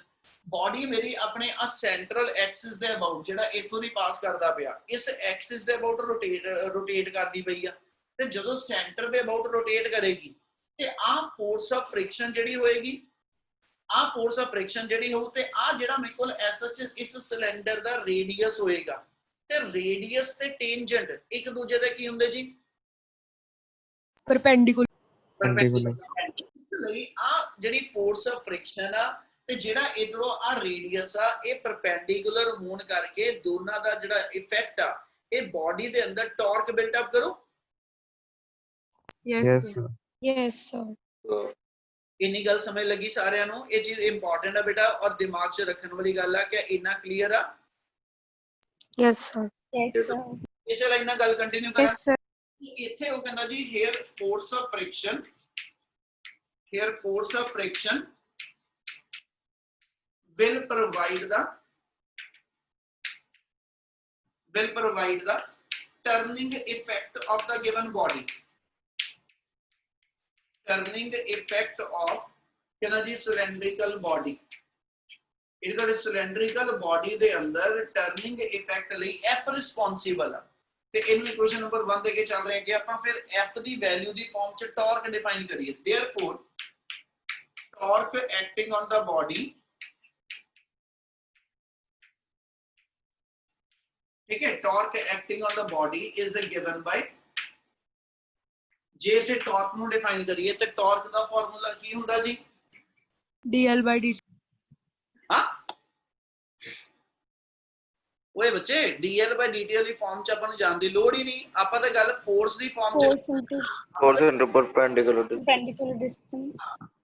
is given by torque the formula ਆ ਗਿਆ force into perpendicular distance ਤੇ ਜੇ radius ਇਹਦਾ r ਗਿਵਨ ਆ ਤੇ f ਜਿਹੜੀ ਆ ਫ੍ਰਿਕਸ਼ਨਲ ਫੋਰਸ ਹੈ ਤੇ ਇਹਨਾਂ ਦੋਨਾਂ ਨੇ ਮਿਲ ਕੇ ਬਾਡੀ ਤੇ ਟਾਰਕ ਬਣਾਤਾ Yes, sir. ਚਲੋ ਇਸੇ ਥਾਂ ਤੋਂ ਗੱਲ ਕੰਟੀਨਿਊ ਕਰਾਂਗਾ ਆਲਸੋ ਹੁਣ ਆਪਾਂ ਇਸੇ ਥਾਂ ਦੇ ਉੱਤੇ ਸੈਕਿੰਡ ਫਾਰਮੂਲਾ ਫੋਰਸ ਦਾ ਦੇ ਦਈਏ ਠੀਕ ਹੈ ਟਾਰਕ ਵਾਸਤੇ ਤੇ ਟਾਰਕ ਦਾ ਇੱਕ ਫਾਰਮੂਲਾ ਸੀ ਆ ਵੀ ਪੜਿਆ ਵਾ torque equal to I alpha ਪੜਿਆ ਜੀ yes sir ਹਾਂਜੀ so Yes, sir. ਆ ਮੇਰੇ ਜਿਹੜੇ ਦੋਨੇ ਟਾਰਕ ਦੇ ਫਾਰਮੂਲੇ ਆ ਜੇ ਮੈਂ ਇਕੁਏਟ ਕਰਨੇ ਸ਼ੁਰੂ ਕਰਾਂ ਤੇ ਮੇਰੀ f ਦੀ ਵੈਲਿਊ ਬਣਨੀ ਸ਼ੁਰੂ ਹੋ ਜਾਣੀ ਹੈ ਬੇਟਾ ਠੀਕ ਹੈ ਆਪਾਂ ਗੱਲ ਕਰਦੇ ਪਏ ਲੀਨੀਅਰ ਐਕਸਲਰੇਸ਼ਨ ਦੀ ਇਸ ਲਈ ਅਲਫਾ ਐਂਗੂਲਰ ਐਕਸਲਰੇਸ਼ਨ ਨੂੰ ਲੀਨੀਅਰ ਐਕਸਲਰੇਸ਼ਨ ਚ ਲਿਖ ਦਿਓ ਤੇ ਆਪਣੇ ਕੋਲ ਐਸ ਇਧਰੋਂ f ਦੀ ਵੈਲਿਊ ਕੱਢਣੀ ਹੈ ਆਪਣੀ ਕੋਲ ਕੰਡੀਸ਼ਨ ਆ ਜਾਏਗੀ from 2 and 3 ठीक है f into r equal to I into a by r alpha ਦੀ ਥਾਂ ਤੇ ਲਿਖ ਦਿੱਤਾ ਨਾਲ ਠੀਕ ਹੈ ਇੱਥੇ ਆਪਾਂ ਬੇਸ਼ੱਕ ਡਿਫਾਈਨ ਕਰ ਦਈਏ ਬਿਕੋਜ਼ ਆਪਣੇ ਕੋਲ a equal to r alpha ਹੁੰਦਾ ਕਲੀਅਰ ਆ Yes, sir. ਕੋਈ ਨਿਆਣਿਓ ਹੈਗੇ ਹੋ ਹਾਂਜੀ sir Yes, sir. Yes, sir. yes sir ਇਹ ਤੋਂ f ਦੀ ਵੈਲਿਊ ਕੱਢ ਲਓ ਤੇ therefore ਆਪਣੇ ਕੋਲ f the value force of friction ਦੀ ਆ ਜਾਏਗੀ I a by r square ਆ ਮੇਰੀ ਫੋਰਸ ਆਫ ਫ੍ਰਿਕਸ਼ਨ ਦੀ ਵੈਲਿਊ ਜਿਹੜੀ ਅਸੀਂ ਬਣਾਣੀ ਸੀਗੀ ਹਨਾ ਇੱਥੇ ਯੂਜ਼ ਕਰਨ ਵਾਸਤੇ ਉਹ ਡਿਵੈਲਪ ਹੋ ਗਈ ਕੀ ਇਹਨਾਂ ਕਲੀਅਰ ਹੈ ਪੁੱਤ yes sir Yes, sir. ਇਹਨੂੰ ਯੂਜ਼ ਕਰੋ ਇਨ ਇਕੁਏਸ਼ਨ 1 ਪੁੱਟ ਇਨ 1 ਤੇ therefore ਆਪਣੀ ਕੋਲ ਇਕੁਏਸ਼ਨ ਜਿਹੜੀ ਆ ਉਹ ਆ ਜਾਏਗੀ ma equal to mg sin theta minus force of friction ਉਹਦੀ ਥਾਂ ਤੇ ਆ ਗਿਆ ਆਪਣੇ ਕੋਲ I a by r square ਠੀਕ ਹੈ ਤੇ I ਨੂੰ ਅਸੀਂ ਕੀ ਲਿਖ ਸਕਦੇ ਆ mr square. mr square ਫਿਰ ਗਲਤ ਗਏ ਹੋ ਜੇ ਤੁਸੀਂ ਇਹਨੂੰ I ਨੂੰ ਲਿਖਣਾ ਤੇ ਹੁਣ ਤੁਸੀਂ ਜਦੋਂ ਵੀ ਜਨਰਲਾਈਜ਼ ਲਿਖੋਗੇ ਉਹ mk ਸਕੁਅਰ ਆ ਹੁਣ ਇਹ ਸਿਲੰਡਰ ਆ ਤੇ ਸਿਲੰਡਰ ਦੇ I the value half mr square ਆ ਹੁਣੀ ਦੱਸੀ ਸੀ ਪਿਛਲੇ ਟਾਪਿਕ ਚ yes yes sir. ਮੈਂ ਇੱਥੇ ਜੋ ਕਿ mr ਸਕੁਅਰ ਲਿਖ ਲਿਆ ਮਤਲਬ ਮੈਂ ਗਲਤ ਮੂਵਮੈਂਟ ਆਫ ਇਨਰਸ਼ੀਆ ਭਰ ਲਿਆ ਵਾ ਤੇ ਮੇਰਾ ਰਿਜ਼ਲਟ ਐਕਸਲਰੇਸ਼ਨ ਜਿਹੜੀ ਆ ਫਿਰ ਉਹ ਸਿਲੰਡਰ ਦੀ ਨਹੀਂ ਕੱਢੇਗਾ ਠੀਕ ਆ ਜੇ ਮੈਂ ਪਾਰਟਿਕੂਲਰ ਸਿਲੰਡਰ ਵਾਸਤੇ ਰਿਜ਼ਲਟ ਲਿਖਣਾ ਤੇ I ਦੀ ਥਾਂ ਤੇ ਹਾਫ mr ਸਕੁਅਰ ਭਰੂੰਗਾ ਜੇ ਮੈਂ ਸਫੀਅਰ ਵਾਸਤੇ ਲਿਖਣਾ ਵਾ ਤਾਂ 2/5 mr ਸਕੁਅਰ ਭਰੂੰਗਾ ਰਿੰਗ ਵਾ ਤੇ ਉਹਦੇ ਹਿਸਾਬ ਨਾਲ ਭਰਾਂਗਾ ਅਦਰਵਾਈਜ਼ ਜਨਰਲ ਫਾਰਮੂਲਾ ਜਦੋਂ ਲਿਖਣਾ ਵਾ I ਨੂੰ ਤੁਸੀਂ SHK ਦੀ ਫਾਰਮ ਚ ਲਿਖ ਦਿਓ ਇਹਦਾ ਮਤਲਬ ਆਪਾਂ ਨੈਕਸਟ ਲਾਈਨ ਚ ਡਿਫਾਈਨ ਕਰੀਏ here I equal to mk square ਆ ਵੈਲਿਊ ਤੇ ਯੂਜ਼ ਕਰੋ ਤੇ ਆਪਣੇ ਕੋਲ ਇਕੁਏਸ਼ਨ ਆ ਜਾਏਗੀ ma equal to mg sin theta minus mk square into a over r square. Clear है? Yes, sir. चल ਹੁਣ m अपना सारी थां तो कैंसल आउट हो जाएगा ते अपने को रिजल्ट बनाओ की बन गया। हाँ जी, ये तो जनरलाइज a काट दियो, a दा फार्मूला आ गया g sin थीटा, नहीं सॉरी आज टर्म इधर भी आनी क्योंकि ये भी एक्सेलरेशन की फॉर्म चा, ठीक है। अपनी टर्म बन गई a plus k square a by r square equal to g sin theta. इनको कर लो सॉल्व ते अपने को टर्म कितनी बन गई, a आ गया जी into 1 plus k square by r square, ठीक है, equal to g sin theta. पहले पुत्र एक्सेलरेशन का एक जनरल फार्मूला बना लियो, मुड़ के जाके अपना सिलेंडर वर्ड लेता होया यानी अपनी बॉडी सिलेंड्रिकल है, फिर k दी वैल्यू सिलेंडर वास्ते भर लांगे, यानी एक जनरलाइज फार्मूला एक्सेलरेशन का बनेगा और एक पर्टिकुलर फिर सिलेंडर दी एक्सेलरेशन आ जाएगी। गल समझ लग रही भाई? Yes, Yes, sir. sir. चलो हुन जे सॉरी हुन जे इतों ਆਪਾਂ एक्सेलरेशन दी वैल्यू ਕੱਢਣੀ ਆ है ना, ते अपनी एक्सेलरेशन की वैल्यू आ गई g sin थीटा ओवर आ गया जी अपने को 1 plus k square by r square. आ मेरा जनरलाइज फार्मूला बन जाएगा एक्सेलरेशन दा। क्या इना क्लियर है पहलो? Yes, sir. Yes, sir. Sir. मुझे यही फार्मूला ਅਸੀਂ एसएच यानी ਇਹਦੇ ਅਕੋਰਡਿੰਗਲੀ ਅਸੀਂ ਸਿਲੰਡਰ ਦੀ ਐਕਸਲਰੇਸ਼ਨ ਕੱਢਣੀ ਹੋਵੇ ਨਾ ਤੇ ਸਿਲੰਡਰ ਵਾਸਤੇ ਆ k ਦੀ ਵੈਲਿਊ ਭਰ ਦਿਓ। k ਦੀ ਵੈਲਿਊ ਕੀ ਆ ਜਾਊ? Half md ਵਾਸਤੇ k r ਦੀ square. ਹਾਂ Half mr square. ਪੁੱਤ half mr square movement of inertia ਦੀ Half ਵੈਲਿਊ r square. ਤੁਸੀਂ ਇਕੁਏਟ ਕਰ ਦੋ, i ਦੇ ਦੋ ਫਾਰਮੂਲੇ ਇਕੁਏਟ ਕਰ ਦੋ। ਮੈਂ ਬਾਰ-ਬਾਰ ਕਹਿ ਰਿਹਾ ਬੱਚੇ ਨਾ ਨਹੀਂ k ਦੀ ਵੈਲਿਊ ਯਾਦ ਨਾ ਰੱਖੋ, ਪਰ ਸਿਲੰਡਰ ਦਾ ਮੂਵਮੈਂਟ ਆਫ ਇਨਰਸ਼ੀਆ ਆਪਾਂ ਨੂੰ ਪਤਾ ਹਾਫ mr ਸਕੁਅਰ ਆ ਤੇ general i the formula mk square ਆ। ਇਕੁਏਟ ਕਰ ਲਓ, k ਲੱਭ ਜਾਣਾ ਆਪਾਂ ਨੂੰ R square by 2. ਇਹਨੂੰ ਜੇ ਆਪਾਂ ਐਸਐਚ ਚਲੀਏ ਫॉर ਸਿਲੰਡਰ ਕਿ i equal to half mr square ਤੇ ਦੂਜੇ ਪਾਸੇ mk ਸਕੁਅਰ ਤੇ ਆਪਣੇ ਕੋਲ ਇੱਕ ਜਿਹੜੀ k ਸਕੁਅਰ ਦੀ ਵੈਲਿਊ ਆ ਉਹ r ਸਕੁਅਰ ਆ ਜੋ Yes, sir. ਤੇ ਇਸੇ ਚੀਜ਼ ਨੂੰ ਆ ਫਾਰਮੂਲੇ ਚ ਆਪਾਂ k ਦੀ ਥਾਂ ਤੇ ਵੈਲਿਊ ਪੁੱਟ ਅਪ ਕਰ ਦਿੰਨੇ ਆ। ਇਹਦਾ ਮਤਲਬ ਆਪਣੇ ਕੋਲ ਜਿਹੜੀ ਐਕਸਲਰੇਸ਼ਨ ਆ ਉਹ ਆ ਗਈ ਜੀ g sin theta over 1 plus r square by 2 r square। ਤੇ ਇਹਨੂੰ ਸੋਲਵ ਕਰੀਏ ਤਾਂ ਆਪਣੇ ਕੋਲ 1 plus 1 by 2 ਯਾਨੀ 3 by 2 ਉੱਪਰ ਜਾ ਕੇ 2 by 3। ਇਹ ਮਤਲਬ ਜਿਹੜੀ ਐਕਸਲਰੇਸ਼ਨ ਹੋਏਗੀ ਇਹ ਬਣ ਗਈ ਜੀ 2 by 3 of g sin theta. ਕਿਆ ਇੰਨੀ ਗੱਲ ਸਮਝ ਲੱਗੀ ਪਹਿਲੋਂ? ਸਰ ਆਪਾਂ r ਸਕੁਅਰ ਨੂੰ ਉੱਤੇ ਨਹੀਂ ਲਿਆ ਸਕਦੇ ਪਹਿਲੇ ਫਾਰਮੂਲੇ 'ਚ? ਕਿਦਾਂ? ਸਰ ਜਿੱਦਾਂ r ਸਕੁਅਰ ਓਵਰ ਵਿੱਚ ਆ ਉਹਨੂੰ ਉੱਤੇ ਨਹੀਂ ਲਿਆ ਕੇ ਆ ਸਕਦੇ ਪਹਿਲਾਂ ਹੀ ਐਲਸੀਐਮ ਲੈ ਕੇ? ਤੇ ਲੈ ਜਾਓ ਬੇਟਾ, ਉੱਚ ਕਿਹੜੀ ਗਲਤੀ ਹੈ? ਆਈ ਕਹਿ ਰਿਹਾ, ਇੱਚੀ ਕਹਿ ਰਿਹਾ ਹਾਂ ਆ ਤਾਂ ਬਣਾ ਦਿਓ, ਕੋਈ ਫਰਕ ਨਹੀਂ। ਆਪਾਂ ਜਨਰਲਾਈਜ਼ ਇਦਾਂ ਹੀ ਲਿਖ ਕੇ ਰੱਖ ਲਿਆ, ਤੁਸੀਂ r square plus k square ਉੱਪਰ r ਸਕੁਅਰ ਲੈ ਜਾਓ, ਉਹ ਚ ਕੋਈ ਸਟੈਪ ਚ ਗਲਤੀ ਨਹੀਂ। ਉਹ ਤੇ ਹੋਰ ਆਪਾਂ ਇਹਨੂੰ ਸਿੰਪਲੀਫਾਈ ਕਰਨਾ ਲਿਖ ਸਕਦੇ ਆ। Okay sir. ਹਾਂਜੀ, ਸੋ a ਦੀ ਵੈਲਿਊ ਆਪਣੇ ਕੋਲ ਆ ਗਈ ਬੇਟਾ ਐਸਐਚ। ਇਹਦਾ ਮਤਲਬ ਜਦੋਂ ਸਿਲੰਡਰ ਇਨਕਲਾਈਨਡ ਸਰਫੇਸ ਤੇ ਰੋਲ ਕਰਦਾ ਤੇ ਇਨਕਲਾਈਨਡ ਸਰਫੇਸ ਤੇ ਉਹਦੀ ਐਕਸਲਰੇਸ਼ਨ ਡਿਊ ਟੂ ਗ੍ਰੈਵਿਟੀ ਤੋਂ ਘਟ ਆ ਰਹੀ ਆ, ਹੈਨਾ। यानी a ਦੀ ਵੈਲਿਊ ਕਿੰਨੀ ਆਈ 2/3 of g sin ਥੀਟਾ।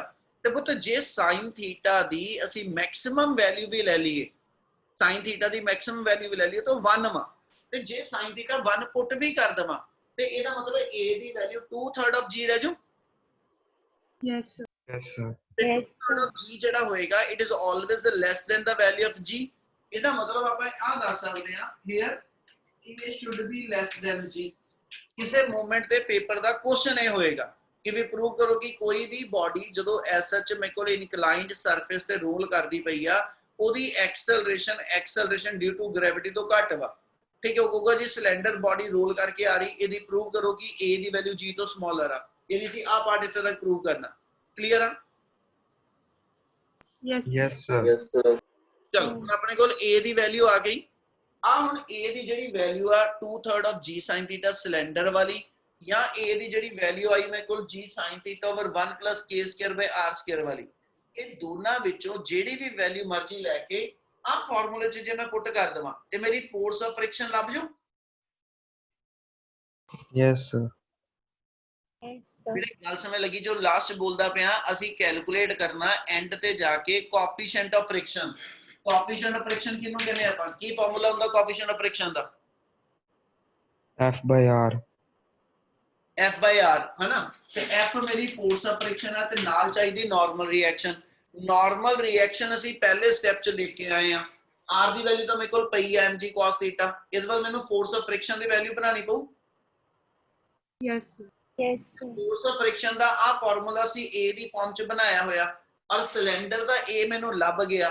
ਇਹਦੇ ਨਾਲ ਜੇ ਮੈਂ ਫੋਰਸ ਆਫ ਫ੍ਰਿਕਸ਼ਨ ਹੁਣ ਪਾਰਟਿਕੂਲਰਲੀ ਸਿਲੰਡਰ ਵਾਸਤੇ ਵੀ ਕੱਢਣੀ ਆ ਤੇ ਆ A ਦੀ ਵੈਲਿਊ ਇੱਥੇ ਪੁੱਟ ਕਰ ਲਵਾਂ, ਠੀਕ ਹੈ, ਤੇ ਫੋਰਸ ਆਫ ਫ੍ਰਿਕਸ਼ਨ ਦੀ ਵੈਲਿਊ ਬਣ ਜਾਊ। Yes, sir. ਇਸੇ ਚੀਜ਼ ਨੂੰ ਕੰਪਲੀਟ ਕਰਾਂਗਾ, ਠੀਕ ਹੈ। ਕਹਿੰਦਾ put value of A,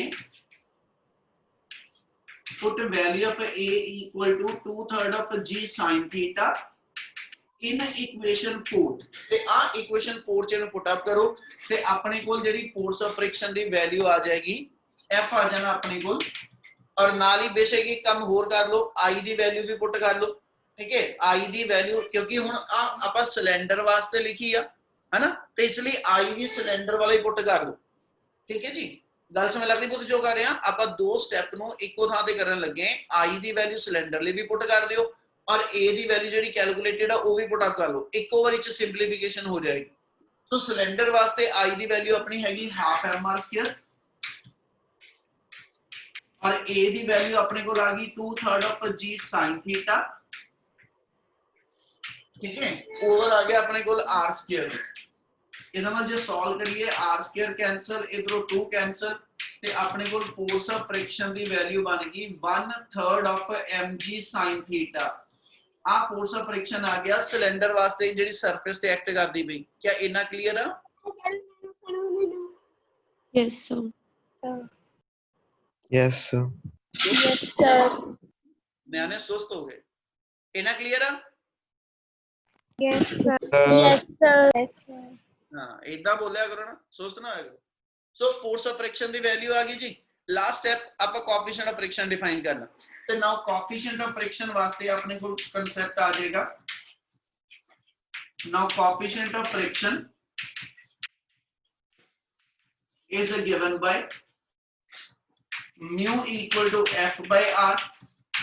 F the value we cylinder ਚ ਬਣ ਗਈ ਆ ਤੇ R ਵੀ ਆਪਣੇ ਉੱਪਰ ਆਪਣੇ ਕੋਲ ਗਿਵਨ ਸੀਗਾ। F ਦੀ ਵੈਲਿਊ ਆ ਗਈ ਜੀ 1/3 of mg sin θ over R ਦੀ ਵੈਲਿਊ ਆਪਾਂ ਉੱਪਰ ਕੈਲਕੂਲੇਟ ਕੀਤੀ ਸੀਗੀ, ਕਿੰਨੀ ਸੀਗੀ? mg cos θ. mg cos. ਉਹ ਨਾਲ ਪੁੱਟ ਅਪ ਕਰ ਲਓ, mg ਕੈਨਸਲ ਹੋ ਕੇ sin by cos tan ਆ ਜਾਏਗਾ ਤੇ therefore mu ਦਾ ਫਾਰਮੂਲਾ 1/3 ਆਫ tan θ। ਨਾਰਮਲੀ ਅਸੀਂ ਜਦੋਂ ਫ੍ਰਿਕਸ਼ਨ ਚ ਪੜਿਆ ਸੀ, ਠੀਕ ਹੈ, ਉੱਥੇ ਕੋਐਫੀਸ਼ੀਐਂਟ ਆਫ ਫ੍ਰਿਕਸ਼ਨ ਦੀ ਵੈਲਿਊ tan θ ਦੇ ਬਰਾਬਰ ਸੀ, ਯਾਨੀ ਉਹ 1 tan θ ਦੇ ਬਰਾਬਰ ਸੀ। ਹੁਣ ਜਿਹੜਾ ਮੇਰੇ ਕੋਲ ਆ ਗਿਆ ਸਿਲੰਡਰ ਵਾਸਤੇ surface the coefficient of friction 1/3 of tan θ ਦੇ ਇਕੁਇਵਲੈਂਟ ਆ ਜਾਏਗਾ। ਕੀ ਆ ਚੀਜ਼ ਕਲੀਅਰ ਆ? Yes, sir. Yes, sir. ਜੇ ਕਿਸੇ ਸਟੈਪ ਦਾ ਡਾਊਟ ਹੈਗਾ ਇੱਕ ਵਾਰੀ ਮਿੰਟ ਲਗਾ ਕੇ ਇੱਕ ਨਿਗਾਹ ਮਾਰੋ ਪੂਰੇ ਟੌਪਿਕ ਨੂੰ, ਠੀਕ ਹੈ। ਮੈਂ ਸਕਰੀਨ ਥੱਲੇ ਡਾਊਨ ਕਰਦਾ ਜਾਵਾਂਗਾ, ਇੱਕ ਵਾਰੀ ਨਿਗਾਹ ਮਾਰੋ, ਦੇਖੋ ਕਿਆ ਸਾਰੇ ਸਟੈਪਸ ਕਲੀਅਰ ਆ। ਜਦੋਂ ਸਿਲੰਡਰੀਕਲ ਬਾਡੀ ਰੋਲ ਕਰਨੀ ਆ ਕਿਸੇ ਵੀ ਇਨਕਲਾਈਨ ਸਰਫੇਸ ਦੇ ਉੱਤੇ ਜਿਹੜੀ ਕਿ ਫ੍ਰਿਕਸ਼ਨਲ ਸਰਫੇਸ ਹੋਏਗੀ, ਅਸੀਂ ਕਿਹਾ ਜੀ ਉਸ ਮੂਵਮੈਂਟ ਤੇ ਉਹਦਾ ਕੋਐਫੀਸ਼ੀਐਂਟ ਆਫ ਫ੍ਰਿਕਸ਼ਨ ਦੀ ਵੈਲਿਊ ਤੇ ਉਹਦੀ ਐਕਸਲਰੇਸ਼ਨ ਕੈਲਕੂਲੇਟ ਕਰ। ਉਹਨੂੰ ਕੈਲਕੂਲੇਟ ਕਰਨ ਲਈ ਅਸੀਂ ਇਹ ਕੀਤਾ ਕਿ ਸਭ ਤੋਂ ਪਹਿਲਾਂ ਤੇ ਵਰਟੀਕਲ ਯਾਨੀ ਇਨਕਲਾਈਨਡ ਦੇ ਪਰਪੈਂਡੀਕੂਲਰ ਡਾਇਰੈਕਸ਼ਨ 'ਚ ਫੋਰਸਸ ਬੈਲੈਂਸ ਕਰਕੇ ਦੱਸ ਦਿੱਤੀਆਂ ਕਿ ਵੀ r mg cos θ ਨਾਲ ਬੈਲੈਂਸ ਆ।